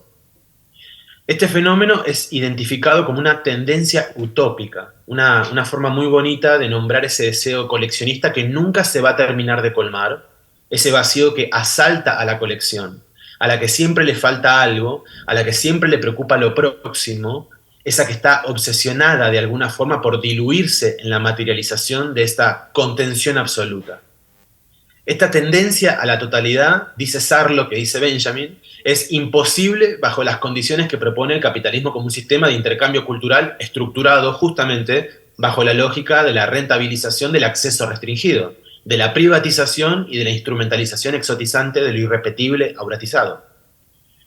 Pero en esta tendencia utópica, ese deseo que mencionamos antes, donde la colección busca completarse sabiendo que no podrá hacerlo nunca de forma total, es narrado por estos autores como una de las principales condiciones de debilitamiento de las prácticas personales de adquisición, ordenamiento y de producción del saber histórico. Sarlo hace foco sobre este aspecto cuando retoma cómo Benjamin afirma que cuando un coleccionista acaba de llenar un vacío, rápidamente se mueve hacia otro, convirtiendo al fantasma de lo inconseguible, al espectro de lo inhallable, esa erótica sobre la dificultad, el refuerzo del carácter utópico de una colección, su rúbrica y su fuerza motora. Pero que cuando esta condición de lo imposible se mueve de la energía pulsional y pasa a revelarse como un obstáculo material infranqueable, las colecciones se abandonan y por lo tanto se vuelven colecciones, efectivamente. Se mantienen incompletas, se apagan y disminuyen la intensidad de su valor, la potencia de su reconocimiento y sobre todo la capacidad de producir conocimiento. Sarlo cierra esa reflexión aseverando que sí, que es culturalmente cierto que muchas veces se comienza a coleccionar y luego acontece el abandono, principalmente porque hay que sostener ese esfuerzo durante una vida y dicho esfuerzo, es decir, el trabajo emocional de verse envuelto por el asedio de lo que no está, de lo que no podrá ser conseguido, adquirido, tocado, ordenado y cognoscible, pareciera ser una experiencia de insatisfacción cuya repetición serial la vuelve insoportable. Me parecía interesante partir de esta lectura porque de alguna manera puede arrojar pistas sobre la condición de lo personal cuando el sentido común habla, nombra, cita y convoca la idea de archivos personales como un reverso minorizado de lo que es un archivo, usualmente institucional, tanto público como privado. Un archivo que también le podemos decir un archivo con mayúscula. No estaríamos creando ninguna generalización injusta si reconocemos que la condición personal es un nomenclador que advierte sobre una potencial parcialidad, un límite concreto. Es decir, alude a la existencia de un sesgo. Es cierto que cuando hablamos de archivos personales podemos estar hablando de fondos documentales que incluyen bibliotecas como una selección muy amplia de materialidades que adquieren, consiguen y están a la altura del mentado estatuto de totalidad que funciona como una matriz deseante. Es decir, incluso hablando de archivos personales podemos decir que son archivos que logran reponer la extensión de ese horizonte que significa su razón de ser, que es conocer la totalidad de una vida, la totalidad de una mirada, la totalidad de una biografía. Pero de alguna manera todavía hoy esa condición que hace personal a un archivo termina reproduciendo una jerarquía de poder que desagrega la fuerza de su aporte epistémico, político y cultural. ¿En qué sentido? Es que si seguimos las pistas de esta lectura sobre la genealogía afectiva que compone a una colección, es decir, ese esfuerzo personal por reponer una historia que siempre se sabe parcial e inacabable, lo personal de un archivo también se vuelve un signo asociado que toma distancia de la supremacía moral de aquella historia que aspira a su condición total. En este sentido, podríamos asociar de manera lúdica, casi como un sinónimo provocador, la idea de archivo personal con la de la colección incompleta. Un ejercicio que nos invita a comparar las economías de reconocimiento que vinculan la condición de lo personal con lo fragmentario, lo biográfico con lo parcial, lo subjetivo con lo insuficiente, lo micropolítico con ciertas modulaciones de la escasez, es decir, lo personal como algo incompleto, en contraparte a lo institucional como este gran efecto performativo, ¿no?, que se acerca y completa lo total. Esta observación no trata de denunciar o desestimar la asociación de lo personal con lo inacabado. De hecho, ese es específicamente el aporte más radical que asumen los archivos cuando ejercen el coraje de volver explícita su condición situada, cuando revelan la complejidad específica, el interés y el deseo de su programa, algo que muchas veces queda desdibujado de forma instrumental por la rectitud epistémica de esta aspiración racional, moderno, colonial, androcéntrica, heterosexual, que sigue funcionando como una orientación subyacente en las instituciones. Lo que me interesa es la posibilidad de pensar cómo esas formas de la colección se vuelven incompletas. Es decir, la potencia que ofrece Benjamin para pensar a partir de esta comparación un desplazamiento en las genealogías de lo que falta. Si lo que hace a una colección y no un archivo con mayúsculas, es la condición explícita de su parcialidad, es decir, su foco personal, podríamos, ¿no?, decir, pero a su vez esta tendencia utópica motorizada por el espectro del ausente, ¿por qué no sería interesante pensar en la historia de esa ausencia? Y esto lo pregunto porque todo lo que falta por la misma razón. Todo lo que no está o lo que es difícil de conseguir, ¿no está porque emerge solamente el límite del dinero, de la exclusividad material, como lo discutían en ese texto, ¿no?, que es sobre el coleccionismo? Si Benjamin afirma que todo documento cultural es a su vez un documento de la barbarie, por ejemplo, ¿de qué barbarie hablan las formas de ausencia que están vinculadas al descrédito, la violencia, la supresión, la desaparición material por razones vinculadas a la inadecuación o la diferencia sexual? ¿Qué podríamos decir de aquellos números que faltan, de aquellas hojas perdidas, de esas portadas rasgadas, títulos incompletos, imágenes comidas por hongos cuyas lastimaduras son efecto de la violencia sexual? ¿Qué diferencia epistemológica puede revelar lo incompleto cuando nos ofrece diarios íntimos con candado, textos dentro de muros, libros huecos donde se esconden fotografías, rostros deformados voluntariamente en pequeñas fotocopias de tintas primigenias, como estrategias materiales imaginadas como formas de supervivencia personal por estos mismos sujetos inadecuados, desclasificados de la norma sexual y de género? ¿Qué pasa cuando lo que falta es un acto de resistencia que se vuelve cierto a partir de documentos reescritos, objetos dañados a propósito, nombres de fantasía, nombres tachados, nombres de guerra, nombres que no tienen género, de gente que tuvo que esconderse, de gente que tuvo que mentir porque convocaban en su cuerpo historias que de forma situada no podían ser nombradas, historias para las que todavía no había lenguaje, historias que eran acechadas físicamente para que no se esparcieran, para que no se multiplicaran o se repitiesen?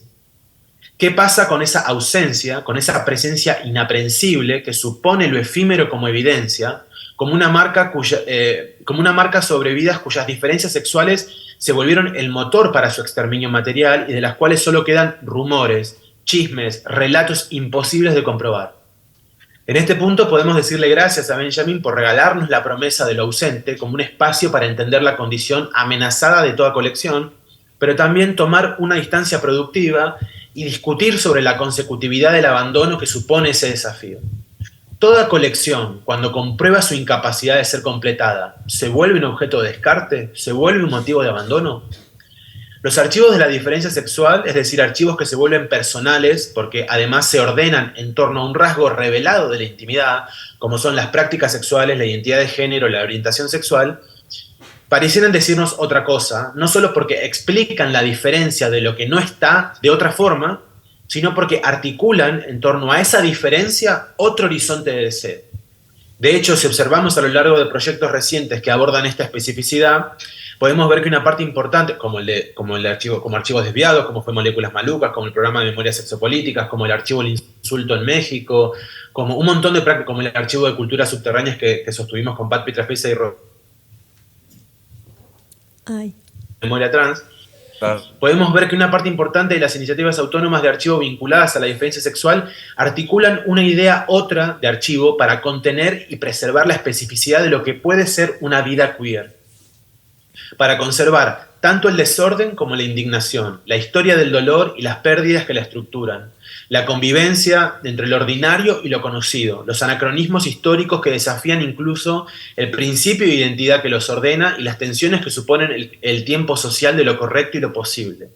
No con el deseo de hacer de la diferencia sexual una categoría adjetivizante que alerta sobre un contenido específico, capaz de ser fetichizado por las narraciones del orgullo, por la industria del rescate abolicionista de la prostitución o el mercado terapéutico de la cicatrización histórica, sino como un modo excéntrico, raro, profundamente sentimental de producción, como una forma de hacer archivo específica que expresa un hacer oblicuo para aquellas historias que en sí son oblicuas y que han politizado de manera radical el devenir incompleto de lo personal, que han transformado en un espacio de resistencia la historia que explica cada uno de esos agujeros. Más que articularse como un reclamo por la incorporación de aquellas vidas personales marginadas o silenciadas por los relatos historiográficos canónicos y las políticas institucionales de archivo, una interrogación sobre las colecciones y los archivos en sí, desde la diferencia sexual, apunta a interrogar y poner en cuestión las lógicas de poder saber que legitiman y hacen posible esos relatos, interrumpiendo y desmontando su dinámica, su mecánica naturalizada. No tratan de construir un repertorio de temas sobre estas diferencias sexuales que vendrían a integrarse como una mera alteridad en el relato ya consagrado tanto de la historiografía como de la archivística, para develar una supuesta verdad identitaria del documento, ni para hacerles un lugar y que eso signifique corregir sus vacíos.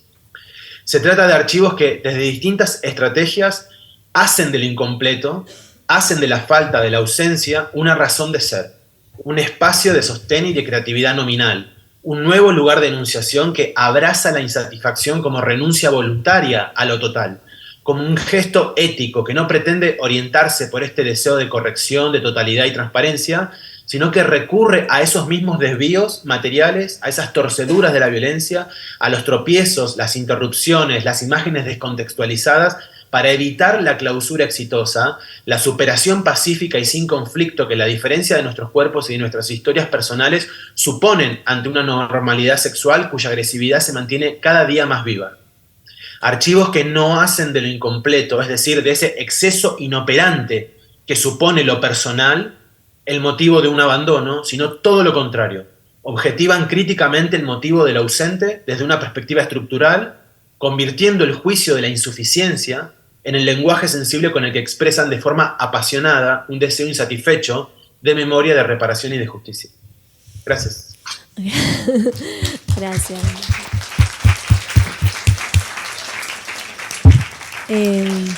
Te quiero agradecer especialmente y contarte que todos los días, cuando volví en los 8 meses del proceso de armado de esta exhibición, tenía en mi mesa de luz ese libro que estuviste hablando con el prólogo de Sarlo. Era como un mantra para mí leerlo y pensar, o sea que tu lectura de la muestra estuvo la definiste rápidamente. Así que, bueno, no sé, alguna pregunta, algún comentario, Belén, tenemos que dejar porque estamos muy pasados de tiempo.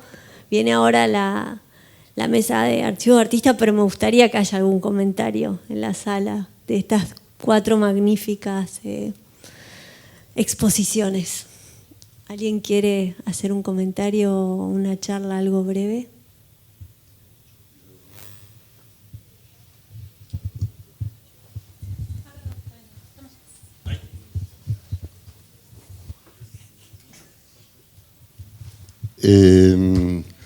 Bueno, agradezco poder estar acá. Yo me enteré de esta historia a través de Juan Pablo Queiroz. Yo pertenecí en los años 70 a lo que mencionaba Juan Pablo del Frente de Liberación Homosexual, y lo conozco a él justamente porque en su eterno rastreo de toda la historia de estas disidencias, bueno, me entrevistó. A partir de ahí nos hicimos amigos. Lo que yo quisiera dejar explícito es la importancia que ha tenido Juan Pablo en esta historia.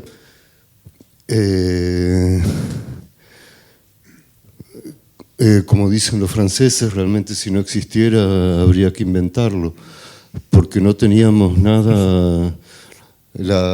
Estoy hablando un poco en nombre, me arrogo la representación de la comunidad LGTB, represento en este momento un poco la memoria de la diversidad, y realmente no había nadie, nunca nadie había tomado con tal pasión y con tal seriedad el rastreo de toda la historia de lo que ha sido nuestra movida desde antes de los 70. En Argentina el primer grupo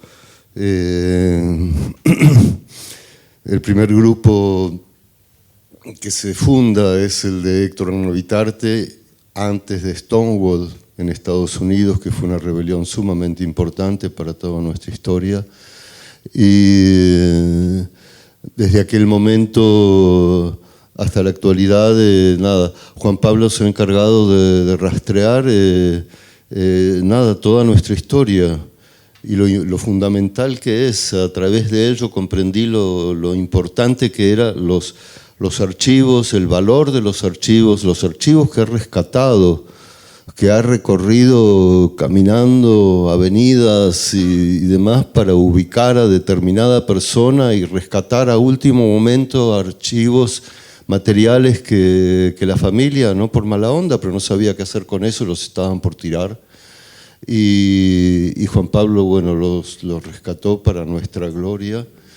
Y nada, yo lo que quiero es dejar el testimonio desde la comunidad LGTB a la cual pertenezco y en la cual he militado en los años 70. Quiero dejar mi agradecimiento realmente, porque es una obra valiosísima de la cual yo no tenía conciencia. Y bueno, me alegro de poder estar acá y decirlo en voz alta ante todos, la importancia que tiene esto para la historia nuestra personal, para la historia de la comunidad y para la historia universal. Hoy vivimos un momento donde todo está a la vista, donde todo se puede hacer, decir de alguna manera, y nos olvidamos de todo lo que hay atrás para llegar a este momento. Hay una película en este momento, un documental que se puede ver en una plataforma de cine argentino que es cine.ar, que se llama Sexo y Revolución, que es el nombre de un manifiesto que publicó el FLH en el año 73. Y bueno, ahí se ve clarito los ya 50 años, el FLH ha cumplido ya 50 años de su existencia en aquel momento. Y lo que quiero, en pocas palabras, lo que quiero es agradecerle a una figura como Juan Pablo Queiroz. Nicolás, te pido disculpas, no te conocía, pero bueno, mi contacto ha sido con Juan Pablo. Y realmente lo quiero expresar a través mío el agradecimiento de la comunidad LGTB al rescate de su historia que ha hecho alguien como Juan Pablo Queiroz. Así que nada. Gracias. Sí, ahí le paso. Juan, que además le agradezco porque no suele hablar en público, así que eso para mí fue muy importante, que aceptes este desafío, Juan. Es la primera vez, y perdón, quiero decir una cosa, Jorge Luis, tuve que achicar el final, pero quiero decir que Jorge Luis fue mi guía en toda esta investigación Yo iba a hablar de Moléculas porque aparte fue editor de Moléculas Malucas también, participó de la colectiva de Moléculas Malucas y realmente sin su ayuda fue recíproco, Jorge Luis, porque la verdad que fuiste mi guía en todo esto, vos y Marcelo. Así que yo también te agradezco muchísimo. Gracias. Hola a todos. Bueno, soy Mil del portal. Quería decir algunas cosas respecto, bueno, primero la mesa estuvo increíble, redisfruté todo. Ojalá que salga luego ese museo del porno. Me parece que es súper importante. Y bueno, el rayo rojo también ha sido súper importante para muchas de las personas que hemos querido siempre buscar archivos que tengan que ver con el erotismo y con la cultura gráfica. O sea, eso es increíble. Después, obvio, siempre agradecer a Juan. Juan es muy importante para nuestra comunidad y lo reafirmo y lo subrayo. Muchos de los materiales que muchos investigadores han podido trazar investigaciones o desarrollar cosas tienen que ver con su búsqueda. También es una persona que tiene una ética de trabajo que es súper importante también para entender los archivos queer. Bueno, Nico es increíble, me acaba de destruir la cabeza, sí. Sobre todo para pensar los archivos LGBT. Yo siempre agradezco y también siempre escucharlo es un placer, pero sobre todo pienso, por lo menos en los archivos personales y en esta dicotomía que plantea con la colección Nico, que es súper importante. Yo trabajo con archivos queer y pienso que es, nada, el vacío, ¿no? Y también esto de que son construcciones que son tan desde el margen que nunca están completas y que siempre también trabajan un poco con esta imaginación que nosotros tenemos. Pero también pienso que los archivos queer hoy son importantes porque muchas de las cosas que traen siguen sucediendo y siguen viviéndose hoy en día. En particular, por ejemplo, con las personas trans travestis, con las trabajadoras sexuales, con toda la comunidad LGBT. O sea, esos conflictos siguen hoy en día en boga y es súper importante trabajar con los archivos desde un lugar que no sea el fetichismo. Porque si nosotros no somos capaces de pensar los archivos desde una perspectiva gris, ambigua, que no haga las definiciones identitarias hiper explícitas, o sea, la importancia de entender que las comunidades son mucho más que estos relatos institucionalizados que hoy vemos a través de muchos de esos archivos y que esos conflictos siguen. Y si los archivos no son capaces de tomar los conflictos actuales de su comunidad, son fetichistas y tratan de traer cosas que capaz, nada, eso, un poco de higienismo y borramiento, pienso yo. Eso. Gracias. Bueno, muchas gracias. Les agradezco a todos. Tenemos que terminar. Disculpen, Nico y Juan, y a todos que no podemos seguir charlando, pero tenemos un horario muy ajustado. Así que les agradezco nuevamente. Y bueno, nos estamos continuando ahora con la mesa de artistas. Muchas gracias. Chao, Nico. Chao, Juan. Gracias.